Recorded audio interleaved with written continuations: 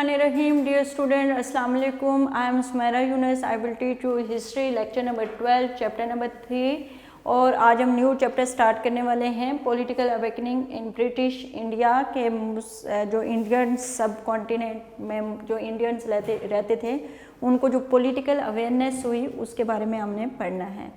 और सुनाए बेटा, आप लोग कैसे हैं? आई होप आप सब लोग ठीक होंगे और अल्लाह आप सब लोगों को अपनी हिफ्ज़-ओ-मान में रखे। हम लोग जो हैं सिलेबस के फाइनल मराइल में जो है वो दाखिल हो चुके हैं और आई होप कि आप लोगों को सारी चीज़ें समझ आ रही हैं और आप लोग इसको अच्छी तरह से लर्न भी कर रहे हो। अगर किसी भी किस्म का कोई क्वेश्चन है तो आप इससे रिलेटेड क्वेश्चन जो है वो पूछ सकते हैं। अब हम अपने टॉपिक की तरफ जाते हैं, political awakening in British India. इसमें हम लोग बेसिकली जो पॉलिटिकल मूवमेंट है for the establishment of Pakistan या इंडिया, जो भी मूवमेंट्स रही हैं, हमने तो बेसिकली हमारा तो basic aim establishment of Pakistan है, उसके अराउंड ही हमने रहना है। तो for the establishment of Pakistan जो भी पॉलिटिकल मूवमेंट्स रही हैं उन पॉलिटिकल मूवमेंट के बारे में जो है बेसिकली इस चैप्टर में हम डिस्कस करेंगे। उससे पहले आपको पता है जैसे कि हमने जैसे ब्रिटिशर क्यों आए यहाँ पे, फिर हमने इंडिपेंडेंस वार पढ़ी, फिर हमने कहा कि किस तरह से मुस्लिम्स का यहाँ से हुकूमत ख़त्म हुई, फिर उसके बाद हम जो हैं वो अब मुस्लिम्स की हुकूमत ख़त्म होने के बाद जो हमने एक इस्लामिक कंट्री पाकिस्तान के नाम पे एक प्यारा वतन जो हासिल किया है, उस वतन के लिए किस तरह की कौन कौन सी मूवमेंट्स जो हुई हैं, कौन सी मुश्किलात से हमें गुजरना पड़ा, कौन कौन से मसाइल हमें बर्दाश्त करने पड़े, किस तरह से हमने दो नेशंस, एक नेशन नहीं थी बल्कि दो नेशन जो हैं उनसे हमने आज़ादी हासिल की, क्योंकि हमें पता था कि ब्रिटिश ऑफ इंडिया, ब्रिटिश जो यहाँ पे सब कॉन्टिनेंट में हुकूमत करते थे, ये पहले ही पता था कि वो बहुत शॉर्ट टाइम पीरियड के लिए यहाँ पे आए हुए हैं और उनके जो यहाँ से बेनिफिट्स लेने हैं उसके बाद उन्होंने यहाँ से चले जाना है और उसके बाद हमने सारी ज़िंदगी जो है वो हिंदुओं की ग़ुलामी में जो है वो गुजारनी थी। तो हमने उस ग़ुलामी से बचने के लिए जो है डिफरेंट मूवमेंट्स की हैं, उन मूवमेंट्स को जो है वो हम बेसिकली इस चैप्टर में डिस्कस करेंगे। ओके, तो फर्स्ट हम पहले जो है सबसे पहले जो कि इंडिपेंडेंस वार हुई, इंडिपेंडेंस वार के बाद जैसे कि हमने सर सैयद अहमद खान जो कि after the war of independence first leader हैं जिन्होंने टू नेशन थ्योरी जो है उसको पेश किया। टू नेशन थ्योरी के तहत उन्होंने मुसलमानों को जो है हिंदू के किसी भी किस्म की पॉलिटिकल पार्टी से, पॉलिटिकल कॉन्फ्रेंसेस से उनको दूर रहने की जो है वो तलकीन की है। तो हमने तमाम सर्विसेज जो सर सैयद अहमद खान की हैं वो जो पढ़ी हैं और इसमें हम लोग देखने लगे हैं कि किस तरह से कौन कौन से जो है फंक्शंस जो हैं उस टाइम पीरियड में हुए हैं, उनके बारे में हम डिस्कस करने जा रहे हैं। फर्स्ट हम पढ़ेंगे इंडियन नेशनल कांग्रेस। आपको पता है कि इंडियन नेशनल कांग्रेस के जो फाउंडर थे ये एक इंग्लिश मैन थे, मिस्टर हेलन ऑक्टेवन होम। ठीक है, मिस्टर हेलन ऑक्टेवन होम जो थे, जिसको मिस्टर ए होम भी बोला जाता है, ये basically founder of Indian National Congress के थे। ठीक है, ऑल इंडिया नेशनल कांग्रेस के इसकी फाउंडेशन कब हुई, ये बनी कब, जो पॉलिटिकल पार्टी थी ये बनी कब, ये 1885 में बनी और इसकी फर्स्ट मीटिंग जो थी उसमें तकरीबन 70 मेंबर्स थे और इन 70 मेंबर्स में से ओनली 2 मेंबर्स जो थे वो मुस्लिम थे। तो यहाँ से अंदाज़ा हो जाता है कि जो ऑल इंडियन नेशनल कांग्रेस जो कि ये क्लेम कर रही थी कि वो रिप्रेजेंटेटिव पॉलिटिकल पार्टी है, तमाम नेशन के जो सब कॉन्टिनेंट में रहने वाले तमाम लोग हैं उनकी रिप्रेजेंटेटिव पॉलिटिकल पार्टी है, तो उसका ये जो स्लोगन था ये रॉन्ग साबित हो गया।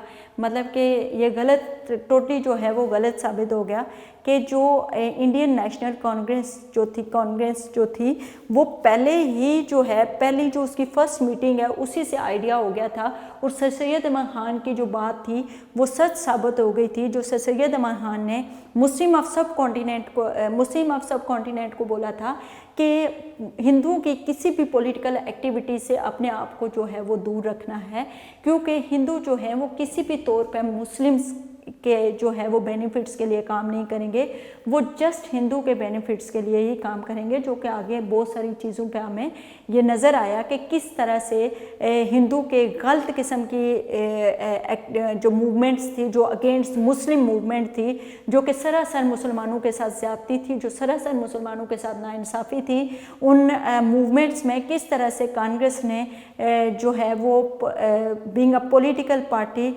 हिंदू को सपोर्ट किया और मुस्लिम के अगेंस्ट जो है वो रहे। तो इधर से जो सैयद अहमद खान की दूरंदेशी का हमें अंदाज़ा होता है कि वो कितने दूरंदेश थे कि उन्होंने पहले ही हमें बता दिया था कि जो इंडियन नेशनल कांग्रेस या कोई भी पॉलिटिकल जमात जो कि हिंदू की बनेगी, वो किसी भी तौर पर मुस्लिम्स के बेनिफिट्स के लिए काम नहीं करेगी। तो यही जो थी वो कांग्रेस की थी कि mister Allan Octavian Hume a retired British civil servant from Indian National Congress when whom was in services, we thought that increasing, अच्छा ये पॉलिटिकल पार्टी क्यों बनाई गई थी?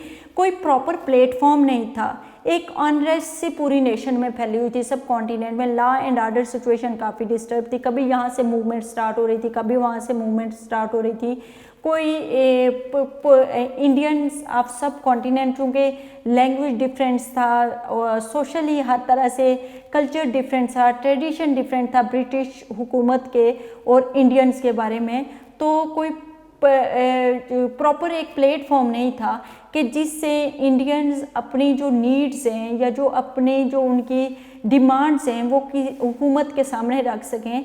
तो उस अनरेस्ट को ख़त्म करने के लिए, उस एक किस्म की अफरा तफरी को ख़त्म करने के लिए एक पॉलिटिकल पार्टी जो है वो इंडिया में बनाई गई, जिसका स्लोगन, जिसका क्लेम ये था कि वो all nation of all people of सब कॉन्टिनेंट की रिप्रेजेंटेटिव पॉलिटिकल पार्टी है।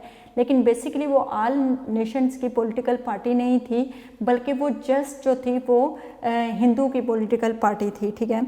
Political unrest, economic difficulties of the masses and increasing conspiracies might create the situation like that of War of Independence 1857. ऐसा लग रहा था कि कहीं दोबारा से ये 1857 वाली सिचुएशन ना आ जाए। Therefore he thought that there was a need of an organization through which they might express their grievances. Grievances होता है कि अपने जो उनको जो महरूमियाँ हैं, जो चीज़ उनको जो नीड्स हैं, वो नीड्स उनकी पूरी हो सकें। Therefore he established Indian National Congress at Bombay in 1885. Its first meeting was held in December 28, 1885, in which 70 delegates participated in the meeting, out of which only 2 were Muslims. The Indian, अच्छा इसका मुस्लिम क्या था कि nationhood तमाम Indians में जो है वो पैदा करना है। सेकंड उनका था कि इंडियन पीपल की जो भी उनको नीड्स हैं, जो भी उनकी डिमांड्स हैं, उनको प्रॉपर एड्रेस किया जाए। थर्ड था कि लोगों को जो है रीऑर्गेनाइज किया जाए कल्चर की पर्सपेक्टिव से, पॉलिटिकल और मोरालिटी की वजह से, to work for the welfare of Indian people. और इंडियन पीपल जो थे, जिसमें तमाम नेशंस आती थी, उनकी वेलफेयर के लिए जो है वो काम करना है। ये तो जाहिर सी बात है, जब आप कोई पॉलिटिकल पार्टी प्लेटफॉर्म बनाते हो, पॉलिटिकल पार्टी बनाते हो, कोई भी इंस्टीट्यूट बनाते हो, तो आप इस तरह के दावे करते हो, तभी लोग आपके साथ चलते हैं, अदरवाइज़ आप शुरू में ही फ्लॉप हो जाते हैं। तो ये एक उनके जो हैं वो एक क्लेम थे, एक गलत दावे थे, असल में ऐसा कुछ भी नहीं था। अच्छा, कांग्रेस क्या था कि Congress claim that it was the so representative. अच्छा, कांग्रेस ये क्लेम करती थी कि सोल होता है अकेली एक रिप्रेजेंटेटिव पॉलिटिकल पार्टी है तमाम सब कॉन्टिनेंट की। It try to create an impression that all nation were supporting Congress. Congress ये इंप्रेशन डाल रही थी कि तमाम नेशन जो हैं उसको सपोर्ट कर रही हैं, but actually it was protecting the interest of Hindus only. लेकिन ऐसा नहीं था, वो जस्ट हिंदू के जो इंटरेस्ट हैं, हिंदू के जो डिमांड्स हैं, उनकी प्रोटेक्शन कर रही थी। With the passage of time it become clear. Time गुजरते गुजरते ये क्लियर हो गया कि कांग्रेस जो है वो ओनली सब कॉन्टिनेंट के हिंदू को सपोर्ट कर रही है, बाकी किसी नेशन को नहीं कर रही। When Hindu attempt the expel Muslim from the sub continent, जब हिंदू ने मुसलमानों को सब कॉन्टिनेंट से बाहर जाने के लिए मूवमेंट स्टार्ट की, तो कांग्रेस ने उसको फुल सपोर्ट किया। इस तरह से when Bal Gangadhar Tilak started movement against Muslim, Congress उसके बाद जब उर्दू हिंदी कंट्रोवर्सी स्टार्ट हुई, उसमें कांग्रेस ने फुली जो है हिंदू को सपोर्ट किया। उसके बाद 1905 में जब पार्टीशन ऑफ बंगाल हुआ तो उसमें मुस्लिम्स को बेनिफिट हुआ और उसका भी कांग्रेस ने सख्त इख्तलाफात किया और हिंदू को सपोर्ट किया। इस तरह से when Sir Syed Ahmad Khan was convinced that the policies of Congress were in the interest of Hindus and against the Muslim, he began to oppose the Congress. Sir Syed also opposed the proposal. Congress जब बनी तो उन्होंने sir Syed Ahmad Khan को proposal भेजा था कि आप भी यहाँ इसके मेंबर बने, लेकिन सर सैयद अहमद खान ने रिजेक्ट कर दिया था क्योंकि सर सैयद अहमद खान को पता चल गया था कि कांग्रेस ने सिर्फ और सिर्फ किसको प्रोटेक्ट करना है, हिंदू को प्रोटेक्ट करना है।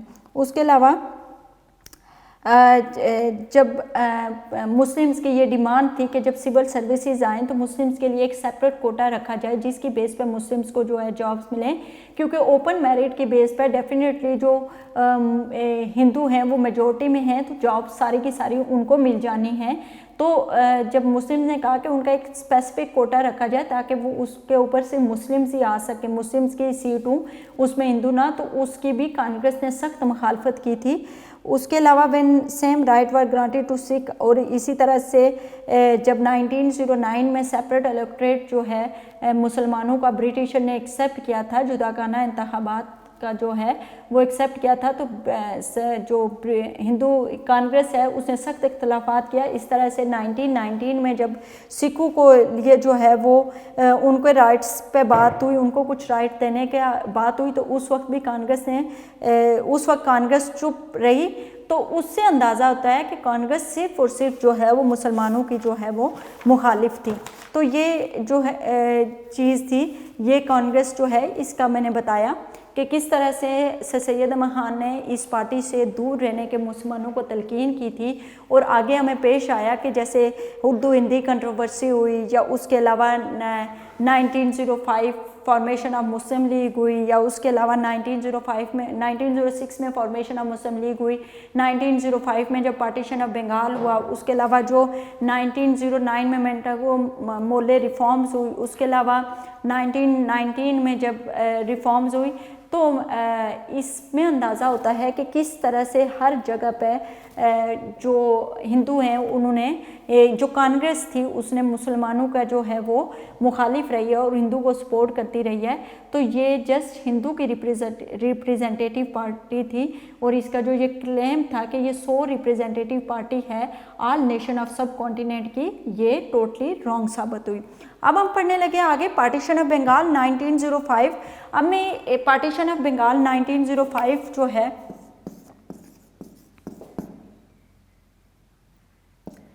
पार्टीशन ऑफ बंगाल 1905 इसके बारे में पढ़ने लगे हैं।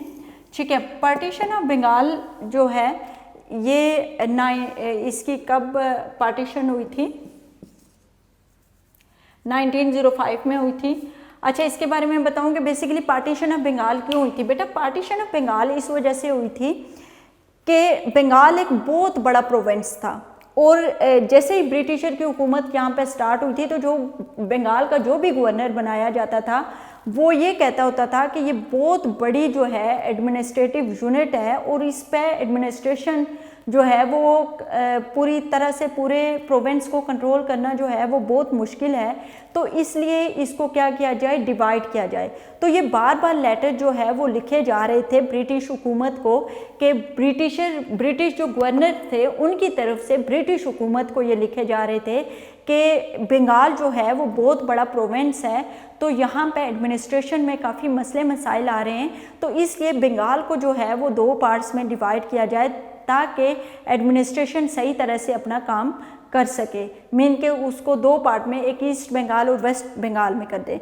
तो ब्रिटिशर ने अपने फैसिलिटी के लिए पहले तो ब्रिटिश हुकूमत ने इस पर कोई एक्शन नहीं लिया, लेकिन फिर बाद में ब्रिटिश हुकूमत ने क्या किया कि इसको डिवाइड किया। जब लॉर्ड कर्जन यहाँ का वायसराय ऑफ इंडिया था, ठीक है, उस टाइम, और लॉर्ड मेंटो जो था, लॉर्ड कर्जन जो था वो सेक्रेटरी ऑफ इंडिया और लॉर्ड मेंटो जो था वो वायसराय ऑफ इंडिया, तो उस टाइम 1905 में जो है इसको डिवाइड कर दिया था। उसको डिवाइड कर दिया था उसमें, और ये बेसिकली ब्रिटिशर ने अपने आप को फैसिलिटेट करने के लिए किया था, जिसका खुशकिस्मती से आप कह लो फ़ायदा किसको हुआ, मुस्लिम्स को हो गया। क्योंकि जब प्रोविंस दो पार्ट में डिवाइड हो गया, एक वेस्ट बंगाल एक ईस्ट बंगाल, ईस्ट बंगाल में मुस्लिम ज़्यादा थे, वेस्ट बंगाल में हिंदू ज़्यादा थे। पहले पूरे प्रोविंस का इकट्ठा बजट आता था और वो पूरा का पूरा बजट कहाँ पे लगता होता था, वेस्ट बंगाल में, और ईस्ट बंगाल को हर किस्म की डेवलपमेंट से डिप्राइव किया जाता था। तो इसलिए जो वेस्ट बंगाल जो कि हिंदू जहाँ पे मैक्सिमम थे वो काफ़ी डेवलप हो गया था, और ईस्ट बंगाल जो है वो काफ़ी बैक पे रह गया था।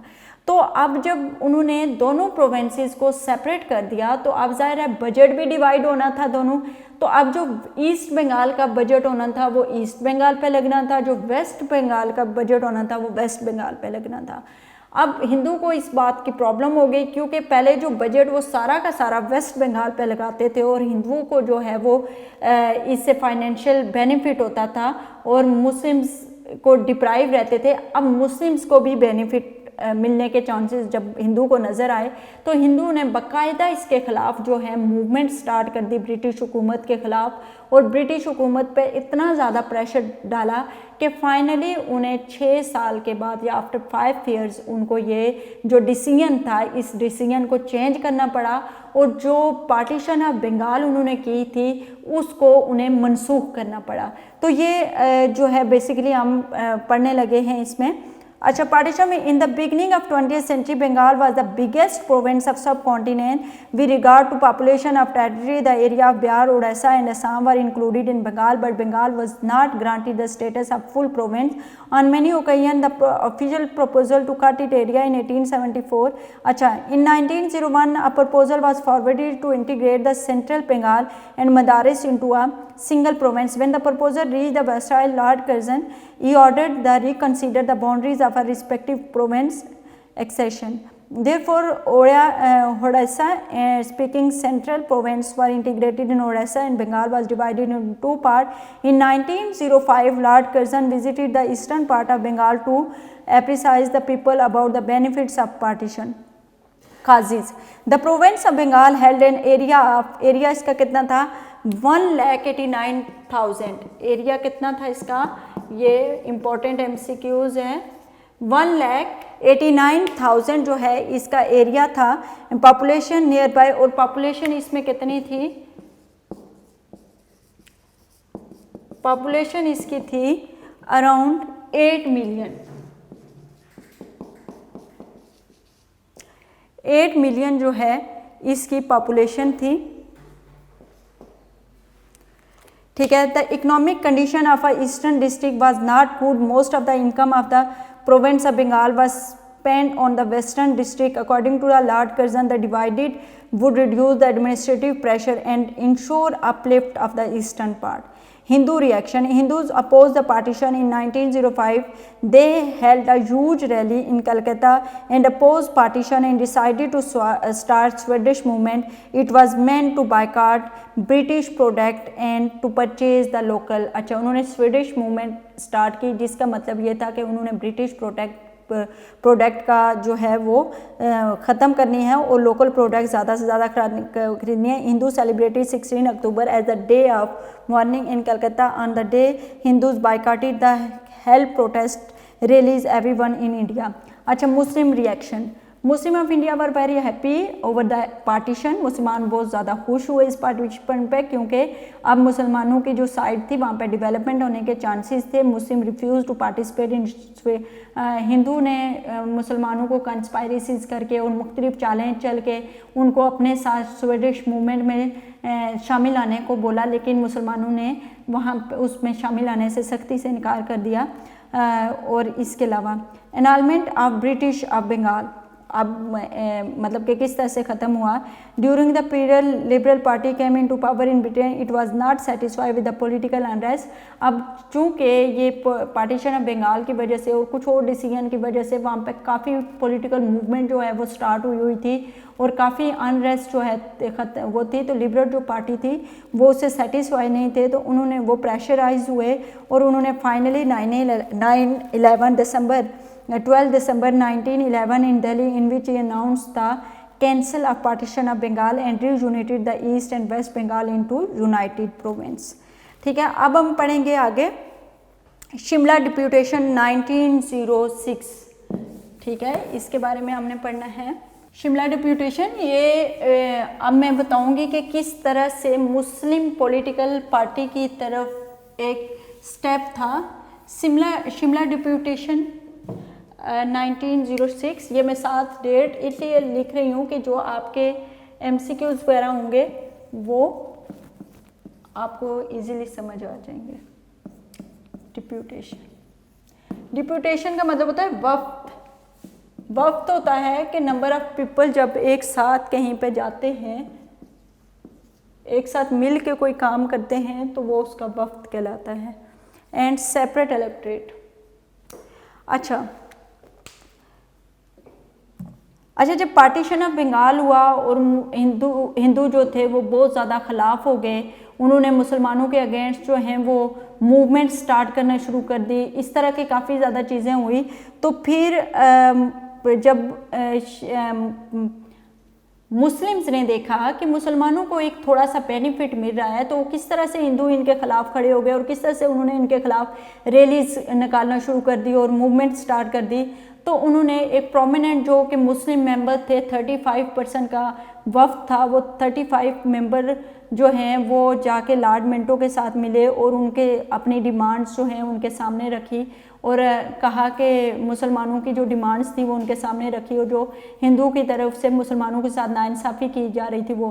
तो जो लॉर्ड मिंटो था उन्होंने इनके प्रपोज़ल को वेलकम किया, उसको सराहा, उनको बल्कि इसके अगेंस्ट नहीं हुए, उन्होंने सराहा और उन्होंने कहा कि आप पहले एक प्रॉपर प्लेटफॉर्म के थ्रू अपनी डिमांड्स को सामने रखें। अभी आप लोग लेके आए हैं बात मतलब अपनी डिमांड्स, लेकिन आप किसी प्लेटफॉर्म के तहत लेके आएंगे तो तब आपकी बात को आगे सुना जाएगा और आपको रिस्पॉन्ड किया जाएगा। इस तरह से अगर आप बात करेंगे तो आपको इतनी मतलब फॉर एग्जांपल क्लास से एक बच्चा जब जाके बात करेगा तो उस बात को इतनी इम्पोर्टेंस नहीं दी जाएगी। जब पूरी क्लास साथ मिलके एक बात करती है तो फिर उस पर जो है वो स्टेप लिया जाता है। तो इसी तरह से उन्होंने कहा था कि आप प्रॉपर एक प्लेटफॉर्म बनाएं और फिर जो है अपनी डिमांड्स लेके आएँ, इंशाल्लाह उस पर जो है वो इंशाल्लाह, खैर उन्होंने नहीं बोला था लेकिन उन्होंने बोला था कि फिर इस पे जो है प्रॉपर काम होगा। तो इस तरह से हिंदू आर वेरी एंग्री, इसका इधर बताती हूँ मैं। A deputation of prominent Muslim led by Sir Aga Khan met Viceroy Lord Minto on 1 October 1906 at Shimla. अच्छा, शिमला डिप्यूटेशन क्यों? शिमला इंडिया में एक जगह का नाम है जिसके मकाम पे ये मीटिंग हुई थी लॉर्ड मिंटो के साथ, तो that's why it's called a Shimla deputation, जगह की वजह से। In the history is known as Shimla deputation. The delegation made the following demand, separate seat may be reserved for the Muslim. उन्होंने मुसलमानों के लिए सेपरेट इलेक्टोरेट की डिमांड की थी। सेकेंड, उन्होंने कहा था कि keeping in view the Muslim importance, the Muslim may be given more representative in legislative council and other organisation. और इस तरह से उन्होंने कहा था कि मुसलमानों को लेजिस्लेटिव असेंबली में और दूसरी जो असेंबलीज़ हैं उनमें प्रॉपर जो है उनको उनकी रेशो के हिसाब से जो है वो सीट्स दी जाएं, रिज़र्व की जाएं और उनको एक जो पॉलिटिकल हिस्ट्री है उसके हिसाब से उनको सीट दी जाएं जो कि अभी तक नहीं दी जा रही थी। तो इसकी डिमांड की जिसका क्या, the viceroy promise to protect the right and interest of the मुस्लिम।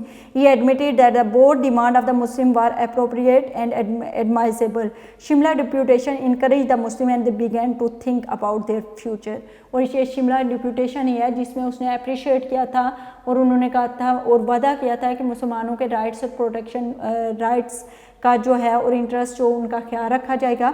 इस तरह से इस्टेब्लिशमेंट ऑफ मुस्लिम लीग 1906, इसी की वजह से जो है मुसलमानों ने ये a meeting of Muslim leader was held in October 1901 at Lucknow in which it was decided that an organisation for the, अच्छा, सर सैयद अहमद खान की डेथ के बाद सर सैयद अहमद खान की जब 1898 में हुई तो तब मुसलमानों को सख्ती से महसूस हुआ कि अब उनके लिए कोई ना कोई पॉलिटिकल ऑर्गेनाइजेशन होनी चाहिए जिसके तहत वो लोग क्या करें कि अपने पॉलिटिकल राइट्स और इंटरेस्ट जो हैं वो जो ब्रिटिश हुकूमत है उनके सामने रखे ताकि ब्रिटिश हुकूमत जो है उन पर स्टेप ले, ठीक है। In which it was decided that an organization for the protection of political and social rights Muslim would be formed. Thus a committee was constituted with the responsibility to convene a meeting of Muslim leadership all provinces at an appropriate time, but the meeting could be the convened. अच्छा, in December 1906 an annual meeting of Mohammedan Educational Conference was held at Dhaka. मैंने आपको बताया था कि 1906 जो political मुस्लिम league की political party है उसके बनने से पहले किसी भी किस्म के मुसलमानों के इंटरेस्ट या राइट्स के बारे में कोई भी बात होती थी तो वो जो मुस्लिम मोहम्मदन एजुकेशनल कॉन्फ्रेंस जो थी, जो कि सर सैयद अहमद खान ने जो बनाई थी, उसी कॉन्फ्रेंस में जो मोहम्मदन एजुकेशनल कॉन्फ्रेंस में उनके मामला डिस्कस किए जाते थे। All important Muslim leader of सब कॉन्टिनेंट अटेंड, तमाम मुस्लिम लीडर जो हैं उन्होंने ये कॉन्फ्रेंस जो है अटेंड की थी। और at the end of conference a special meeting under chairman of Nawab Viqar-ul Mulk were held on December 30, 1905 in which a resolution for the establishment of all India Muslim League was presented by Nawab Salimullah Khan which were adopted unanimously. According to resolution the following कुछ objective जो हैं वो सामने रखे गए। To promote among the Muslim of India the feeling of loyalty, के जो मुस्लिम of India हैं उनमें हुकूमत के साथ वफादारी का जज्बा पैदा करना। सेकंड, हुकूमत के को ये मुस्लिम जो राइट्स हैं to promote and advance the political right and interest of Muslim of India and represent respectfully the needs and requirement to the government, कि बहुत रिस्पेक्टफुली जो भी मुसलमानों के राइट्स एंड इंटरेस्ट हैं वो हुकूमत के सामने रखने हैं ताकि मुसलमान वो करें। बाकी जितनी भी तीसरा ऑब्जेक्टिव ये था कि तमाम इंडियंस की जितनी भी नेशंस हैं उनके साथ मिल के जो है वो रहना है, मतलब किसी के साथ मुखालिफ नहीं आना या किसी के अगेंस्ट नहीं आना, बल्कि अपने जो अचीव हैं, अपने जो भी हमने अचीव करने हैं राइट्स, उन राइट्स को अचीव करने के लिए जो है हमें उनके साथ मिल के काम करना होगा। तो ये था मुस्लिम लीग की formation, establishment of Muslim league. ये मैं ज़रा इधर लिख लूँ। इसकी जो है वो के बाद जो है मुसलमानों की बाकायदा तौर पे एक पॉलिटिकल मूवमेंट जो है वो स्टार्ट हो गई थी और इसके बाद मुसलमानों ने जो है प्रॉपर अपना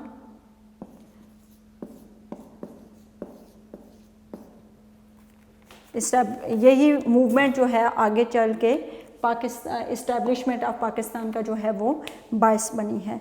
इस लेक्चर से रिलेटेड जो भी क्वेश्चन है वो ज़रा मैं यहाँ पे आपको बता देती हूँ। इससे रिलेटेड चैप्टर नंबर 3 है। चैप्टर नंबर 3 के MCQs हैं 1 to 10। डायरी वर्क देखते हैं। MCQs 1 to 10 और short question answer 1 to 10।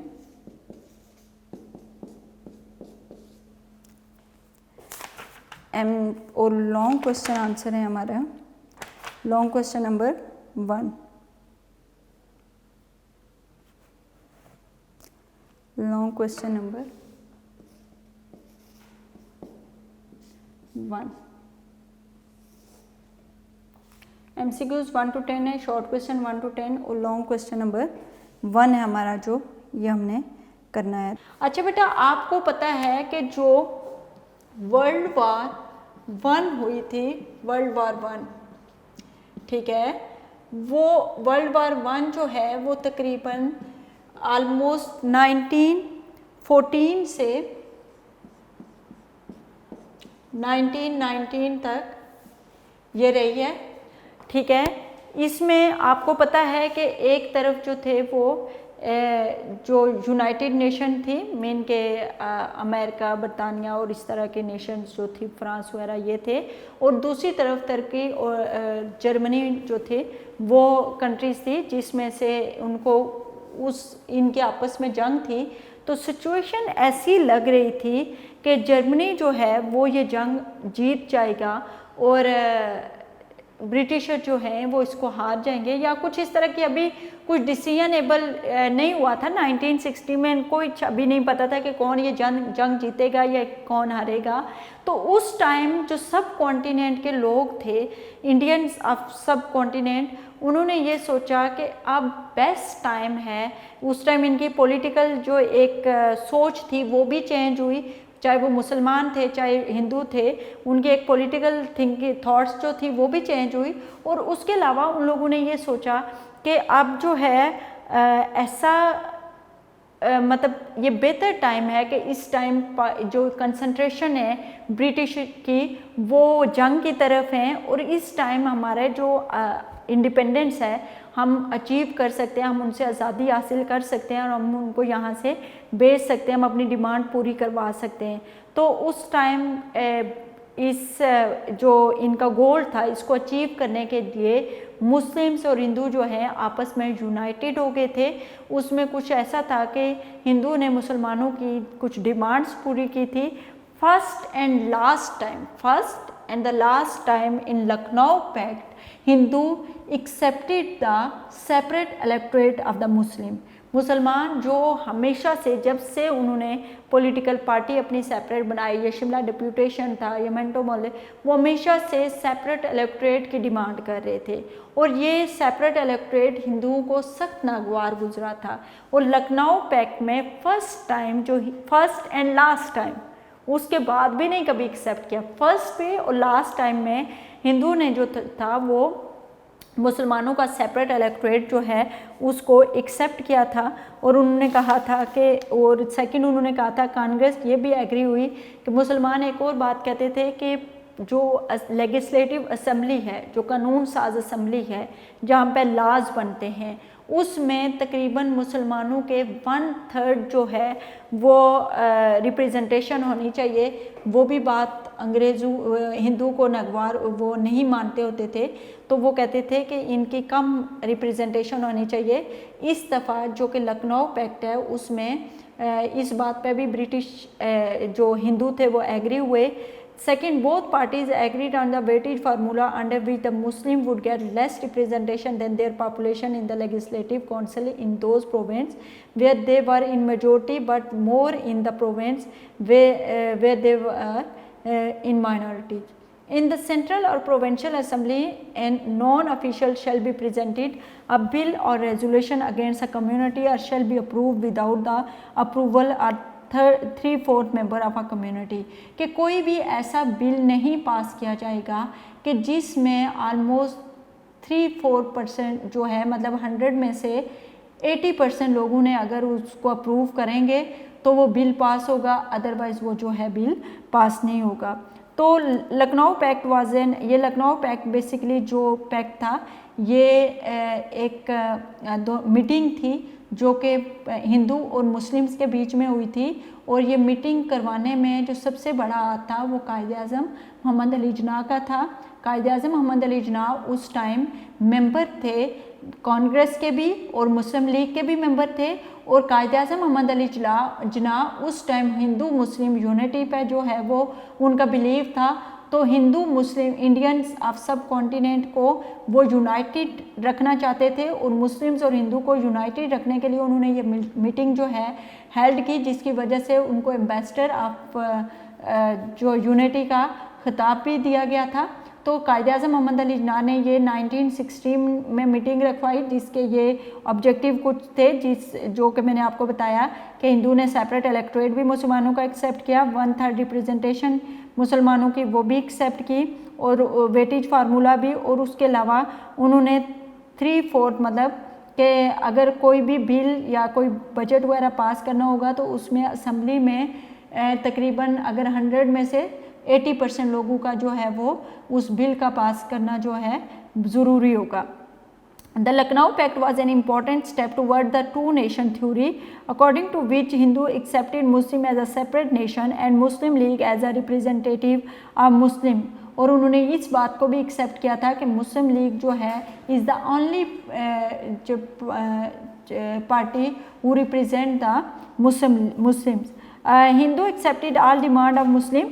Hindu ने मुसलमानों की हर तरह की डिमांड को एक्सेप्ट किया. Environment of cooperation between Hindu and मुस्लिम, एक कॉपरेशन का इन्वायरमेंट, जो मफाहमत का जो इन्वायरमेंट है वो दोनों पार्टीज़ के बीच में हुआ. Both the nation started effort to achieve common interest. It was the first and last agreement between Hindu and Muslim as therefore but both nation could not agree upon any issue. ये पहला ऐसा agreement हुआ था, ये पहली ऐसी meeting हुई थी कि जिसमें हर पॉइंट पे दोनों पार्टीज़ जो हैं वो एग्री हुई थी. किसी पार्टी ने किसी दूसरे का इख्तलाफ नहीं किया था. तो due to the pact Quaid e Azam was known as the ambassador of Hindu Muslim unity. अच्छा, पैन इस्लामिक मूवमेंट क्या है? ये अब सेकंड हमारा है पैन इस्लामिक मूवमेंट. ये बेसिकली एक मुसलमानों ने मूवमेंट स्टार्ट की थी, Islamic movement, pan Islamic movement.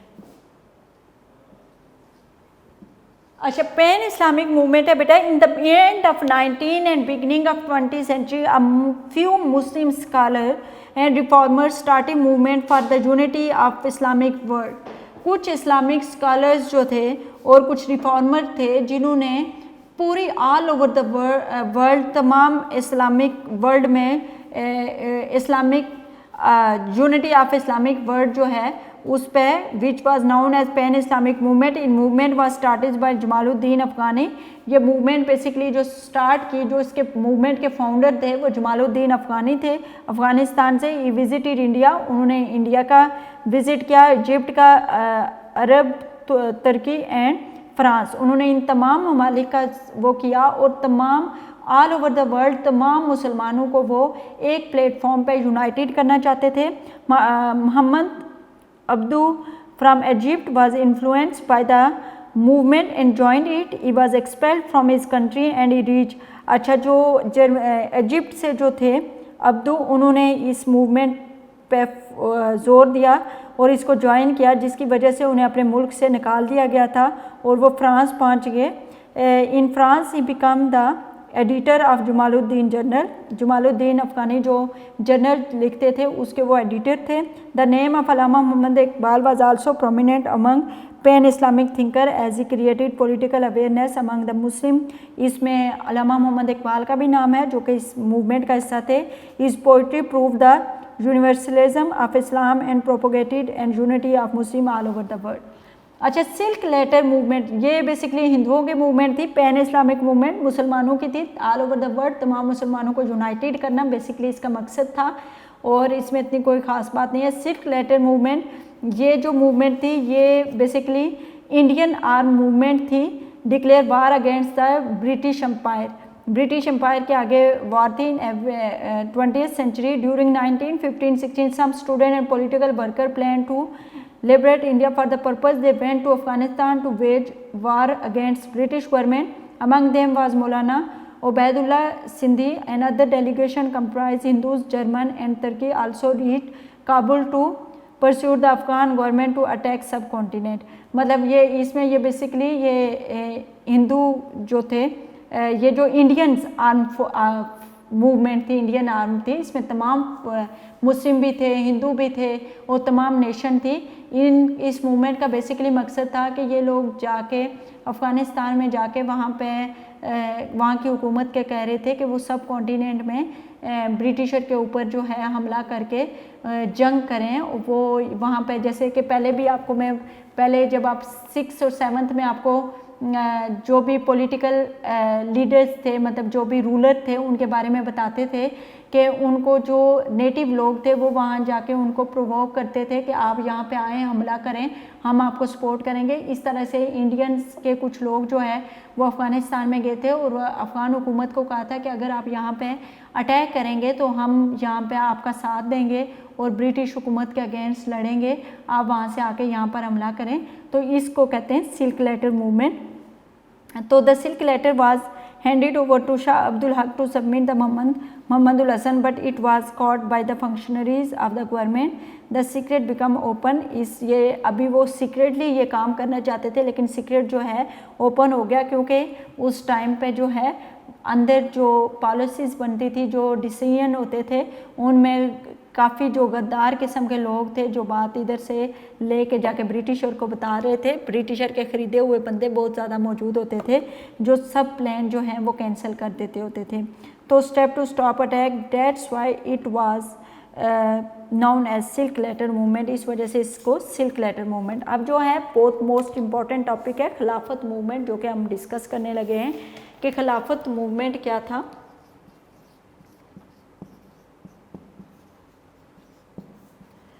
खिलाफत मूवमेंट बेटा वर्ल्ड वार 2 हुई थी, और वर्ल्ड वार 2 में आपको पता है कि एक तरफ जो था वो यूरोपियन कंट्रीज थी, मतलब जो अमेरिका हो गया, ब्रिटिश हो गया, फ्रांस हो गया, ये लोग एक तरफ थे, और दूसरी तरफ थे तुर्की और जर्मनी थी। और खिलाफत मूवमेंट में ये था कि उस टाइम जो हमारी खिलाफत, मुसलमानों की जो खिलाफत की आइडेंटिटी जो बाकी बची थी वो तुर्की में बची थी, और मुसलमान हर तरह से चाहते थे कि ये खिलाफत किसी तौर पे भी ख़त्म ना हो, ये कायम रहे। तो उनकी ब्रिटिशर से ये डिमांड थी कि ये खिलाफत जो है इसको कायम रखें। लेकिन जब ब्रिटिशर ने उनके रिलीजियस जो टेरिटरीज थी उन पे जब हमला किया और खिलाफत को ख़त्म करने का जो उनसे प्रोमिसेस मुसलमानों से किए थे उन पे जब पूरा नहीं किया, तो उनके ख़िलाफ़ जो मूवमेंट स्टार्ट हुई, जिसे non corporation movement, disobedience movement, इस तरह की मूवमेंट स्टार्ट हुई, जिसमें फिर फाइनली बहुत सारे मुस्लिम जो है हिजरत करके यहाँ से अफ़गानिस्तान चले गए थे और अपना घर बार सारा कुछ छोड़ के चले गए थे। लेकिन खिलाफ जो तुर्की के खुलफा थे अतातुर्क, उन्होंने खुद जो है ये खिलाफत जो है इससे दस्तबरदार हो गए और उन्होंने जो ये खिलाफत का ओहदा है ये हमेशा के लिए ख़त्म कर दिया था। तो फिर मुसलमानों के पास जो है मायूसी के अलावा कुछ नहीं बचा था। लेकिन इस खिलाफत मूवमेंट ने मुसलमानों की जो पॉलिटिकल एक थिंकिंग थी उसको कम्प्लीटली चेंज करके रखा। तो ये खिलाफत मूवमेंट के the Ottoman caliph was a big Muslim empire were included holy places of Mecca and Medina. The caliph was respected by the Muslim. Khilafat का जो ओहदा था वो मुसलमानों के लिए बहुत रिस्पेक्टफुल था। In the first world war Turkey joined Germany against Britain. Britain के खिलाफ तुर्की ने जो है वो जर्मनी का साथ दिया था। The Indian Muslim were disturbed on the situation because they had a deep rooted respect for holy places. तुर्की में बहुत ज़्यादा जो है वो मुक़द्दस मकामात थे और इंडियन जो मुस्लिम्स हैं वो आपको पता है कि अपने रिलीजियस मकामात से और अपने जो ये खिलाफत से उससे उन्हें बहुत ज़्यादा प्यार था। लेकिन जब उन्हें लगा कि अब जंग हो रही है और जर्मनी और तुर्की जो हैं वो हारने को जा रहे हैं, तो ब्रिटिशर जो है मुस्लिम रिस्पेक्टफुल जो ये होली प्लेसेस हैं इन पे ये हमला करेंगे, तो वो मुसलमानों के लिए काफ़ी दुख की बात थी। This supported the British government on the condition that their holy places would be protected. उन्होंने ब्रिटिश गवर्नमेंट को कहा कि हम आपकी सपोर्ट करेंगे, लेकिन इसके लिए कंडीशन ये है कि आप हमारी होली प्लेसेस को जो है वो महफूज रखेंगे। और ब्रिटिशर ने फॉर द टाइम बीइंग उनके इस प्रॉमिस को उनसे प्रॉमिस किया कि वो उनकी होली प्लेसेस पे हमला नहीं करेंगे। लेकिन with the passage of time उन्होंने होली प्लेसेस पर जो है वो कब्ज़ा कर लिया, जिससे यहाँ के सब कॉन्टिनेंट के मुसलमानों को बहुत गुस्सा आया और उन्होंने इसके खिलाफ मूवमेंट स्टार्ट कर दी। When Turkey and Germany lost the war, the British government could not fulfill its promise. Therefore, the Indian Muslims started the खिलाफत मूवमेंट। अच्छा, जब तुर्की और जर्मनी जंग हार गई तो ब्रिटिश गवर्नमेंट ने जो है अपना वादा पूरा नहीं किया, जिसकी वजह से मुसलमानों ने खिलाफत मूवमेंट स्टार्ट की। In 1919 a Khilafat committee was constituted to protect Turkey boundaries. ये 1918 तक थी और 1919 में जो है खिलाफत मूवमेंट हुई। Turkey boundaries and maintain to sensitivity of the holy places. Maulana Mohammad Ali Jauhar and his brother Maulana Shaukat Ali played a key role in movement. When the leader of Khilafat movement announced the launch of non-cooperation movement, Congress extended full support। अच्छा, जब खिलाफत movement start हुई तो कांग्रेस ने full support किया, Gandhi full time इनके साथ था। लेकिन जैसे ही मुसलमानों पर मुश्किल टाइम आया तो गांधी ने जो है इसको कहा कि ये मैं चाह रहा था कि ये जो मूवमेंट हो ये पीसफुल रहे, लेकिन चूँकि ये वायलेशन का शिकार हो गई है तो मैं वायलेटेड मूवमेंट का शिकार नहीं का साथ नहीं दे सकता। तो रास्ते में ही मतलब अभी पीक पे ही था जब उसने देखा कि अब मुसलमान जो हैं वो मायूसी का शिकार आने लगे हैं, तो उस टाइम वो इस मूवमेंट का से अलग हो गया। When the leader of Khilafat movement announced the launch of non-cooperation movement, Congress extended full support to Khilafat movement of Gandhi, assumed the leadership of the movement as all Muslim leaders were behind the bars. He used all the energies of Muslim for his personal reputes and benefits of Hindu. Gandhi ने मुसलमानों को क्या मशवरा दिया कि आप यहाँ से इंडिया छोड़ के हिजरत करके यहाँ से चले जाओ। तो उसे पता था कि जाहिर सी बात है यहाँ पे अगर जब वो हिजरत करेंगे तो यहाँ पे अपनी जो प्रॉपर्टीज़ हैं, अपनी जो जायदादें हैं, जो चीज़ें हैं, वो जो भी छोड़ के जाएंगे वो सारी की सारी हिंदू के हाथ में आ जाएंगी।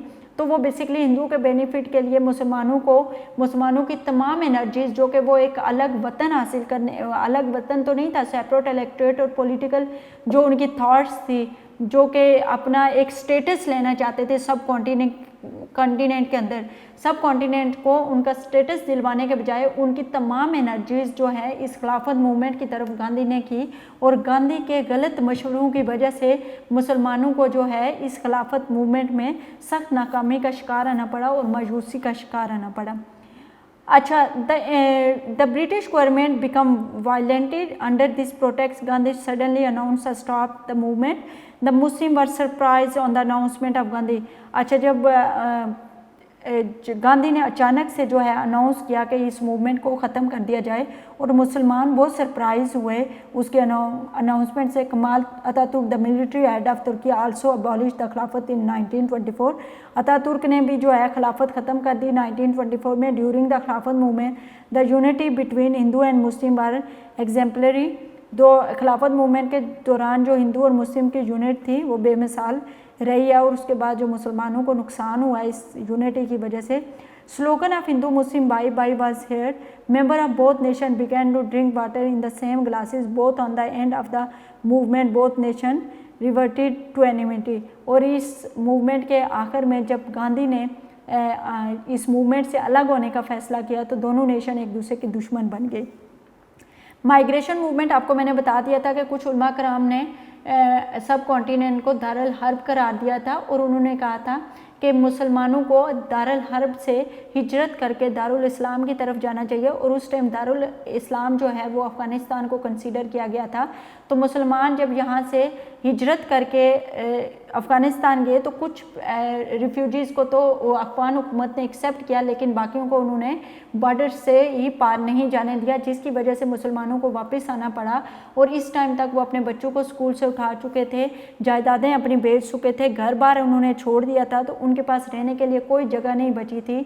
तो उन्हें फिर खाली जगहों पे टेंट्स वगैरह लगा के गुज़र बसर करना पड़ा और इस तरह से उनकी ज़िंदगी में बहुत सारी महरूमियाँ जो हैं वो एक दफ़ा फिर जो है वो शुरू हो गई।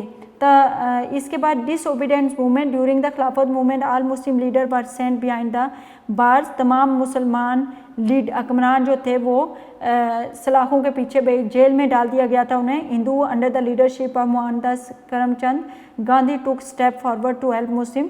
अब Gandhi was a clever leader, Gandhi बहुत चालाक लीडर था। वो wanted to compel British government to fulfill his demand. So Gandhi started civil disobedience movement and announced to boycott the English product and civil department.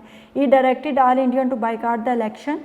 The Muslims boycotted the court, withdraw their children from school and colleges, returned their titles and left the civil service. So in the movement, thousands of Muslims were sent to jail. कायदे Azam was, मुसलमानों ने अपने बच्चों को जो है school से और कॉलेजेस से उठवा दिया, जो उनके पास बड़े बड़े ओहदे थे उन ओहदों से उन्होंने इस्तीफ़ा दे दिया। तो इससे ये Quaid-e Azam was against these activities of Muslim. Quaid-e Azam उस टाइम सख्त मुखालिफ थे जो मुसलमान ये एक्टिविटीज़ कर रहे थे। Advise Muslim to avoid violence, वो मुसलमानों को ये मशवरा दे रहे थे कि तशद्दुद से परहेज़ करें and not become tools in the Hindus of and, और हिंदू के हाथ है खिलौना ना बने। तो वो टॉय की तरह उन्होंने जो है गांधी ने मुसलमानों को यूज़ किया। Diarchy, British government had introduced for the first time a system of diarchy of province under the Indian Act 1919. Diarchy means a dual system of government जिसमें 2 houses होते हैं। The first was the executive council appointed by crown and the second was council of minister appointed by governor from the elected member of provincial legislature. All department of the province were divided into reserved and transferred. The reserved department consists of police, law and order, justice. Finance and irrigation was under the control of executive councillor. अच्छा, the transfer department कौन से हैं? Health, education, agriculture and cooperative were control by council of minister. Each minister was in charge of more than one department and were responsible before governor and provincial council. Effect इसका क्या हुआ कि it's badly affected the provinces of Punjab and Bengal where Muslim were in majority. The system also badly affected Bengal and administration began to day by day. It was a complex system which adversely affect the function of institution and administrative machinery.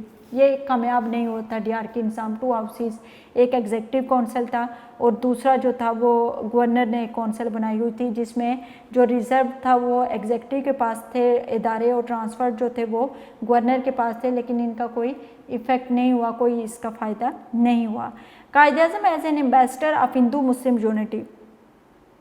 The outlook of Muslim politics change after Khilafat movement. मुसलमानों की जो सियासत थी वो काफ़ी change हो गई थी इसके बाद, खिलाफत मूवमेंट के बाद, क्योंकि उनको हिंदू का जो असल चेहरा था वो मुसलमानों के सामने खुल के आ गया था कि किस तरह से खिलाफत मूवमेंट में जो गांधी था उसने मुसलमानों का इस्तेमाल किया और किस तरह से उन्हें अपना घर बार छोड़ने की तरगीब दी, और जब मुसलमानों के पास कुछ नहीं रहा तो उसने अपने आप को इससे अलग कर लिया और दोनों हिंदू मुस्लिम दोबारा से एक दूसरे के दुश्मन हो गए। अच्छा, the partition of religious people in, जबकि कायदे आज़म मुसलमानों को बार बार इस तरह की वायलेशन करने से और इस तरह की एक्टिविटीज़ करने से रोक रहे थे, वो मुसलमानों को बार बार कह रहे थे कि वो किसी भी तौर पे जो है वो इनकी वो ना करें। और जब कांग्रेस मुसलमानों का इस्तेमाल जब करना शुरू किया 1919 में, तो उस टाइम कायदे आज़म ने अपने आप को कांग्रेस से अलग करके वो ओनली रिप्रेजेंटेटिव कायदे आज़म जो हैं वो कम्प्लीटली जो है वो मुस्लिम लीग के जो है वो पार्ट हो गए और उन्होंने कांग्रेस को 1919 में छोड़ दिया। और इस वजह से वो मुसलमानों को बार बार कह रहे थे वो अपने आप को ये जो गांधी जिस साइड पे उनको कह रहा है और डिसओबीडियंस मूवमेंट और माइग्रेशन मूवमेंट के लिए ये काम वो ना करें बल्कि वायलेशन से अपने आप को बचाएं। इसके बाद जो है मुस्लिम लीग इन 1924 कायदे आज़म रहमतुल्लाह recognise Muslim league and start effort to Hindu Muslim unity.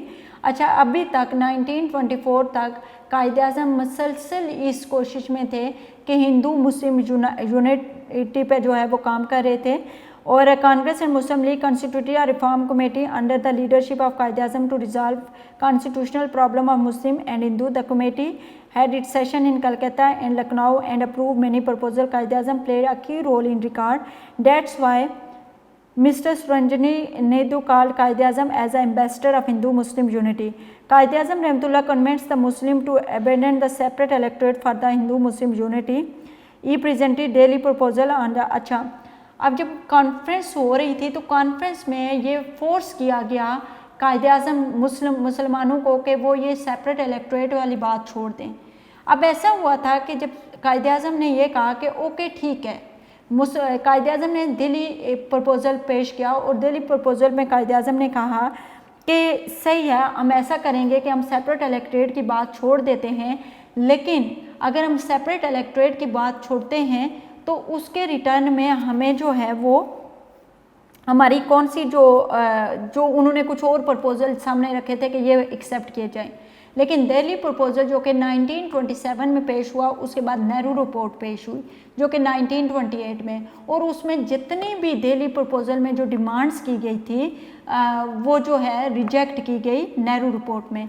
जब नेहरू रिपोर्ट में मुसलमानों के दिल्ली प्रपोजल में कायद-ए-आज़म ने जो डिमांड रखी थी उनको रिजेक्ट करके नई चीज़ें सामने आई, तो कायद-ए-आज़म ने उसके जवाब में 1929 में 14 नकात, कायद-ए-आज़म के 14 नकात पेश किए, जिसमें उन्होंने पाकिस्तान के राइट्स और इंटरेस्ट को जो है वो सामने रखा। अच्छा, in the beginning Congress appreciated the effort but later published Nehru report which spoiled the effort of unity. In fact, Quaid-e-Azam continued to work for the unity between Hindu and Muslim until he was convinced that Hindu leader was not at all prepared for any unity, for any kind of understanding. He became disappointed, वो बहुत disappoint हुए and had to say that we had different and separate ways for Hindu. फिर finally 1927 तक कायद-ए-आज़म ये कोशिश करते रहे कि मुस्लिम और हिंदू जो हैं वो यूनाइटेड हो जाएं, लेकिन जब उन्होंने देखा कि हिंदू जो लीडर्स हैं उनका जो एटीट्यूड है वो किसी तौर पे भी मुसलमानों के लिए चेंज नहीं हो रहा, वो किसी तौर पे भी मुसलमानों के लिए किसी किस्म का एक अंडरस्टैंड नहीं कर रहे उनके इंटरेस्ट को, तो वो बड़े डिसअपॉइंट हुए। उन्होंने कहा कि हमारा सेपरेट वे है, we had a different and separate way for Hindu, thus both the nation parted their way. तो यहाँ पे हम आपका चैप्टर नंबर 3 जो है वो कंप्लीट हो जाता है। चैप्टर नंबर 3 में आपके लॉन्ग क्वेश्चन नंबर 3 और लॉन्ग क्वेश्चन नंबर 4 ये आ जाते हैं। डायरी वर्क आप नोट डाउन कर लें।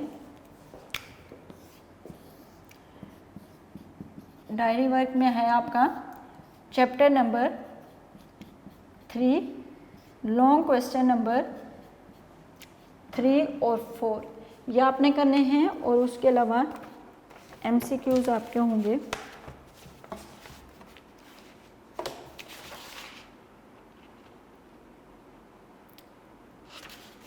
MCQs नहीं, शॉर्ट क्वेश्चन आप कर लें 10 to 5 जी। तो ये आपका जो है वो कंप्लीट हो गया है यहाँ पे चैप्टर, और आई होप कि आप लोग को आज का चैप्टर समझ आ गया होगा। अगर इस चैप्टर से रिलेटेड किसी भी किस्म का कोई इशू है तो थ्रू कमेंट, थ्रू कॉल आप मुझसे पूछ सकते हैं।